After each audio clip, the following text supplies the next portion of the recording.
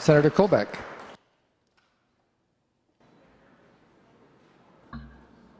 Senator Colbeck. Thank you very much, Mr. President. And first of all, I want to express appreciation for the message from the good senator from the 3rd District. That's exactly the right tone for this time of year and frankly throughout the year. And it's tough to remember that this is the day the Lord has made. Let us rejoice and be glad, but we should be carrying that joy in our hearts each and every day. And I know I find difficulty kind of pulling that out sometimes, but I really appreciate the reminder for us to have that attitude towards life. And kind of in keeping with that season and keeping with the idea of giving back, I just want to first of all say thank you to all those who are giving back in the form of service in our armed forces and their families at this time of year. It's very difficult this time of year when all families are supposed to be together enjoying the season and the reason for the season, and that separation is difficult on families. And I'm glad we had a recent homecoming of the 127th out at Selfridge. So a lot of those guys are back home now with their families, which is really good. But there's still a lot out there that are out in service and defending our freedoms. And it was in that spirit that back in 2011, actually on November 11th in 2011 at 11:11 in the morning, we formed a organization called the Freedom Center out at Detroit Metro Airport. And that's how it started.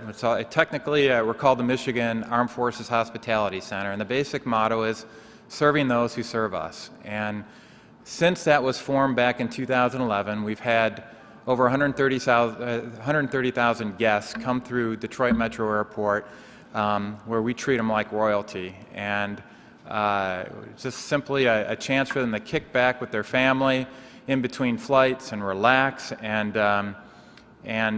just have some downtime and reflecting upon many things that the good senator from the 3rd District was talking about, that appreciation for family, appreciation for getting home safely. And it's been a great opportunity to kind of give back for folks that sometimes don't get that direct appreciation. Since that point in time, we've actually extended our Freedom Center presence now to the Troy Military Entrance Processing Station. Essentially, that's where all the new recruits come in to turn their head and cough and take a quiz to see where they're going to be going. A lot of times they're being dropped off by their family and providing hospitality for them. We've also expanded and actually have one in Lansing, and we're looking for volunteers. If you're interested in volunteering, please contact me at we have the Lansing Military Entrance Processing Station, and we're still looking for volunteers on that to fill in some gaps in the schedule. Tomorrow, though, is a very special day because now we're opening a second facility out at the North Terminal out at Detroit Metro Airport. So we'll have full coverage now out at the airport in Detroit. And so I appreciate the idea that we're getting out of here today as opposed to tomorrow, because I was worried I wouldn't be able to join it. So that's a good thing that we'll be able to do that. And we need volunteers for that if you're in Southeast Michigan area as well. Bottom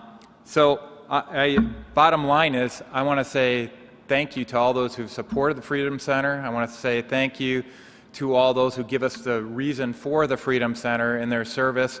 Not just active duty servicemen and their families, and women and their families, but also our veterans. And I know we have a couple veterans here in this chamber that I want to extend thank you to them and their family as well.